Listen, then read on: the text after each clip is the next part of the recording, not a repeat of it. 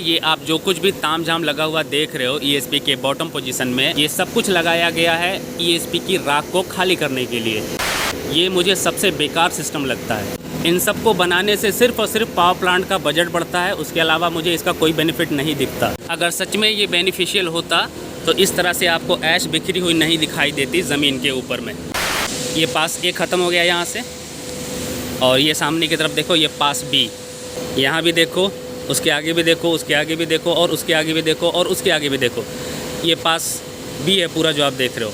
राख जो है इसी के थ्रू ट्रांसफ़र साइलो या फिर ऐश डैम तक जाती है, ये सारे पाइपलाइन के थ्रू। अब ये कभी फेल हो जाए, काम ना करे, वैसे तो मैक्सिमम टाइम ये काम ही नहीं करता, तो इन्होंने क्या किया है, बाईपास सिस्टम दिया है। देखो, इसको बोलते हैं बाईपास सिस्टम। ये पूरी पाइपलाइन आप देख रहे हो ना, ये बाईपास है, ये सीधे हॉपर में कनेक्ट है।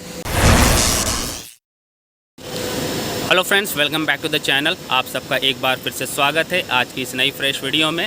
इस वक्त सुबह के 9 बज रहे हैं और मैं साइट पर आ चुका हूं।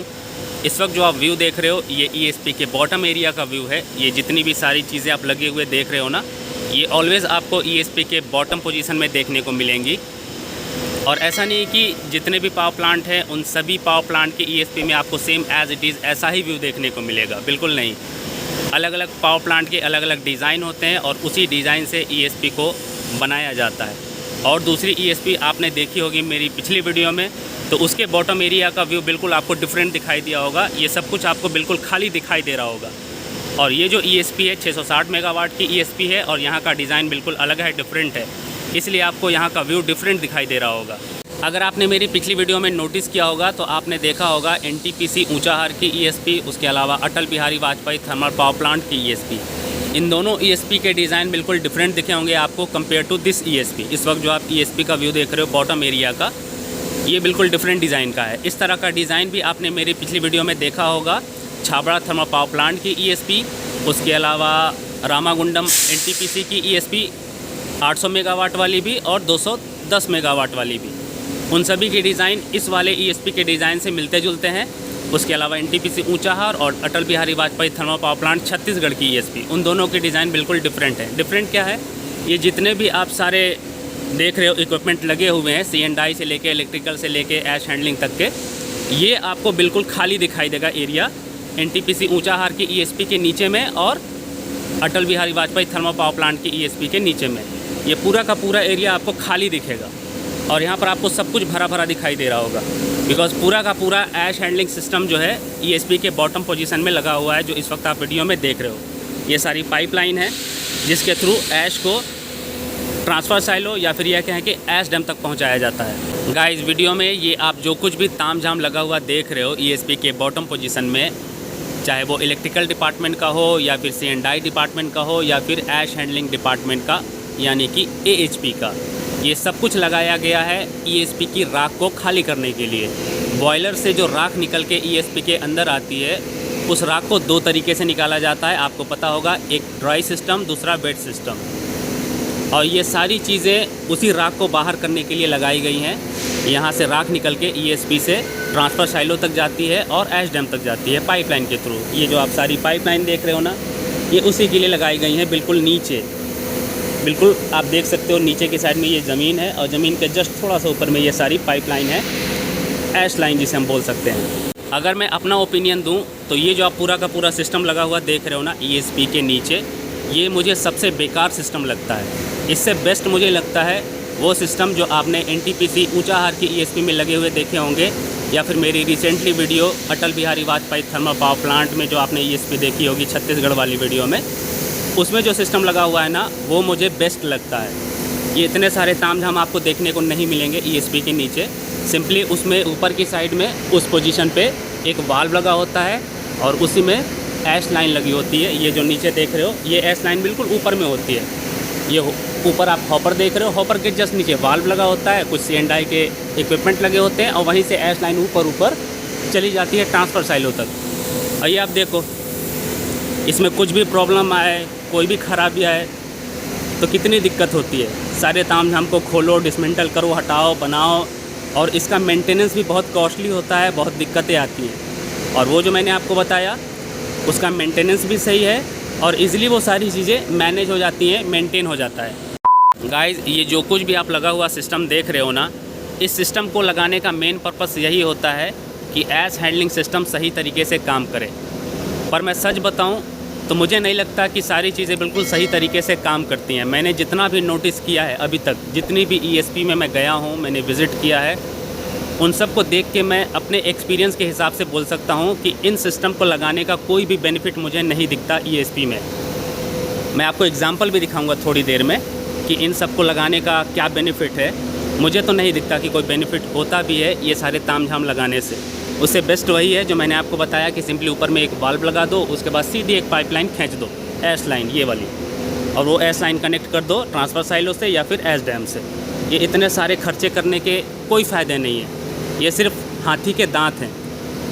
मालूम होगा ना आपको, हाथी के दांत खाने के कुछ और होते हैं, दिखाने के कुछ और होते हैं। तो ये वही है, ये सिस्टम सेम बिल्कुल फिट बैठता है हाथी के दांत के साथ। इन सब को बनाने से सिर्फ और सिर्फ पावर प्लांट का बजट बढ़ता है, उसके अलावा मुझे इसका कोई बेनिफिट नहीं दिखता। अब मैं आपको एग्जांपल भी दिखा देता हूँ। इस साइड में देखो आप, अगर ये सही तरीके से काम कर रहा होता तो ये जो आप सारी ऐश बिखरी हुई देख रहे हो बिल्कुल 0 मीटर पे, ये आपको नहीं दिखनी चाहिए थी। अगर सच में ये बेनिफिशियल होता तो इस तरह से आपको ऐश बिखरी हुई नहीं दिखाई देती ज़मीन के ऊपर में। देख सकते हो पूरे में आपको दिखेगा। अभी तो फ़िलहाल ये 6 महीने से बंद पड़ी हुई है, ये 7 नंबर यूनिट जो है और उसकी ESP ये 6 महीने से बंद पड़ी हुई है, इसलिए इसे साफ़ कर दिया गया है। ये जब बंद हुई होगी ना, तब की कंडीशन तो मैं आपको दिखा नहीं सकता, बिकॉज़ मैं अभी आया हूँ इस पावर प्लांट में। आपको पैर रखने की जगह नहीं मिलती, इतनी बुरी कंडीशन होती है ESP के नीचे की। उसका अंदाज़ा आप इसी से लगा सकते हो। ये देखो, ये सारी ऐश बिखरी हुई है, कहाँ से निकली है? इधर ही से इन लोगों ने निकाला है खोल खोल के। अभी भी मैंने देखा है 1-2 जगह पे लोग खोल खोल के इसको निकाल रहे थे। तो जब इसे खोल के मैनुअली ही निकालना है तो फिर ये पूरा का पूरा हाथी का दांत लगाने की क्या ज़रूरत है? मेरा सवाल यही है। मैं इन सारे सिस्टम को बेनिफिशियल तभी मानता जब मुझे मैनुअली कुछ ना करना पड़ता, ना ऊपर से खोलना पड़ता, ना नीचे से खोलना पड़ता, ना बीच में से खोलना पड़ता। सारी चीज़ें ऑटोमेटिकली काम करती रहती, सारी चीज़ें कंट्रोल रूम से कंट्रोल होती। सिर्फ यहाँ पे आके ऐसे मैनुअली एक बार आदमी साइट विज़िट कर लेता, देख लेता कि सब कुछ सही तरीके से काम कर रहा है या नहीं। उसके अलावा अलग से कुछ करने की ज़रूरत ना होती, तब मैं ये पूरे के पूरे सिस्टम को बेनिफिशियल मानता। अगर मैं इन सब को हटा दूँ, ये सारे जो आप ड्रम टाइप के देख रहे हो सारे ऊपर की साइड में और नीचे की साइड में, उसके अलावा ये सारे सेंडाई के जो सिस्टम लगे हुए, उसके अलावा इलेक्ट्रिकल के, इस पूरे पार्ट को अगर मैं हटा दूं तो बाकी चीज़ें सेम एज़ इट इज़ हैं। चाहे वो ESP की मेन कॉलम हो, उसके अलावा ब्रेसिंग्स, ये देख रहे हो आप, ये ब्रेसिंग्स, तो इसमें आपको bracing same as it is दिखेगी, कॉलम आपको सेम एज़ इट इज़ दिखेगा। इस वक्त जो आप पूरा व्यू देख रहे हो, ये ESP के पास A के नीचे का व्यू है। अगर मैं आपको पास C की तरफ लेकर जाऊँ या फिर पास D की तरफ, तो आपको चारों तरफ सिर्फ राख का ढेर दिखाई देगा। किसी दिन लेकर चलूँगा तब आप विश्वास करोगे मुझ पर। चलो अब मैं आपको पास B की तरफ लेकर चलता हूँ और एक छोटा सा एग्जांपल दिखा देता हूँ कि ये सारे हाथी के दांत लगाने के कुछ फ़ायदे हैं भी या नहीं। ये देखो, ये पूरा तामझाम आप देख रहे हो, नीचे से लेके पूरा ऊपर तक, हॉपर तक। और अब आप नीचे देखो, ये प्रसाद देख रहे हो, राख का ढेर, ये कहाँ से गिरा होगा आप अंदाज़ा लगा सकते हो। चलो अब आपको दूसरा एग्जांपल दिखाता हूँ। ये सारे राख हैं, अभी मैं जहाँ पे चल रहा हूँ ना, ये दबी पड़ी हुई है पूरी। ये कहाँ से आई होंगी आप सोच सकते हो।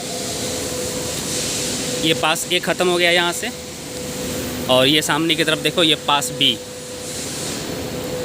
यहाँ भी देखो, उसके आगे भी देखो, उसके आगे भी देखो, और उसके आगे भी देखो, और उसके आगे भी देखो। ये पास B है पूरा जो आप देख रहे हो, उसके आगे पास C, फिर पास D लास्ट में। तो पास B और पास C आपने देख लिया। ये 1 2 3 4 लाइनें, और उसके बाद आगे की देखो। तो ये सारी जो आप राख देख रहे हो कहाँ से आई होगी आप सोच सकते हो। ये सारी हॉपर में से ही तो गिरी होंगी, और कैसे गिरी होंगी, मैनुअली खोला गया होगा इन सब के ढक्कन को। तो इन सब को लगाने का अब क्या फ़ायदा है, अब आप खुद जवाब दो। जब मुझे राख को इसी तरह से डंप करना है नीचे, तो फिर इतना तामझाम इस तरह से पूरा का पूरा सिस्टम लगाने की क्या ज़रूरत है। फिर मैं इजी वे में कोई नॉर्मल सा सिस्टम लगा दूं। अब एक और एग्जांपल देखो आप, ये पूरा का पूरा सिस्टम आप देख रहे हो, राख जो है इसी के थ्रू ट्रांसफ़र साइलो या फिर एच डैम तक जाती है, ये सारे पाइपलाइन के थ्रू। अब ये कभी फेल हो जाए, काम ना करे, वैसे तो मैक्सिमम टाइम ये काम ही नहीं करता। मैं अपने एक्सपीरियंस के बेस पे आपको सारी चीज़ें बता रहा हूँ, मैंने देखा है। तो इन्होंने क्या किया है, बाईपास सिस्टम दिया है। देखो, इसको बोलते हैं बाईपास सिस्टम। ये पूरी पाइपलाइन आप देख रहे हो ना, ये बाईपास है, ये सीधे हॉपर में कनेक्ट है। ये जो आप बाईपास सिस्टम देख रहे हो ना, ये आपको हर तरफ दिखाई देगा। यहाँ देखो, सामने देखो, यहाँ देखो, यहाँ देखो। मैं जिधर भी कैमरे को घुमाऊँ उधर देखो, बी पास में ये वाली देखो, जहाँ नज़र आपकी जाएगी देखो उसमें, इसमें। मतलब इन्हें खुद के सिस्टम पे विश्वास नहीं है, यकीन नहीं है कि ये काम करेगा भी या नहीं, तो इसलिए इन्होंने ये बाईपास सिस्टम दे रखा है। ये भी मैं फ़र्स्ट टाइम देख रहा हूँ, ऐसे मैंने बाईपास सिस्टम और ईएसपी में नहीं देखे हैं। मैंने जितने भी ईएसपी में साइट विज़िट किया है, काम किया है, प्रोजेक्ट कंप्लीट किया है, उन सब में इस तरह का बाईपास सिस्टम मैंने अभी तक नहीं देखा है। अब इसका फ़ायदा क्या होगा वो आप देख लो। ये मान लो चौक हो गया, जाम हो गया, ख़राब हो गया, ये काम नहीं कर रहा है, तो जैसे ही राख ये हॉपर में आएगी ना, तो नीचे आने से पहले ही ये इसके थ्रू नीचे चली आएगी, डंप हो जाएगी। ये है बाईपास का फ़ायदा। तो अब इसके हिसाब से तो इसका ज़्यादा फ़ायदा मुझे दिख रहा है। मतलब ये काम करे ना करे, वहाँ से सिर्फ ओपन कर दो, जो पॉइंट है जहाँ से राख को निकलना है, वो सीधे राख बाहर चली जाएगी, यहाँ नीचे गिर जाएगी।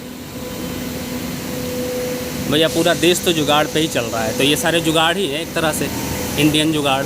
तो मेरा सवाल ये है कि जब ईएसपी को जुगाड़ से ही चलाना है, तो फिर इतने सारे बड़े बड़े डमरू लगाने की क्या ज़रूरत है? कोई आप सिंपल सा सिस्टम लगा दो जिससे सारी चीज़ें स्मूथली काम करें। सो गाइज़, ये थी कुछ इन्फॉर्मेशन ईएसपी के बॉटम एरिया से रिलेटेड, जिसे मैंने आसान भाषा में समझाने की कोशिश की। आई होप ये वीडियो आपको पसंद आई होगी। वीडियो को अगर अब तक आप देख रहे हो तो आपका बहुत बहुत धन्यवाद। वीडियो अच्छी लगी हो तो लाइक और शेयर कर देना। चैनल पर नए हो तो चैनल को सब्सक्राइब कर लेना, ताकि इस तरह की और भी इंटरेस्टिंग इन्फॉर्मेशन आपको आसानी से मिल सके।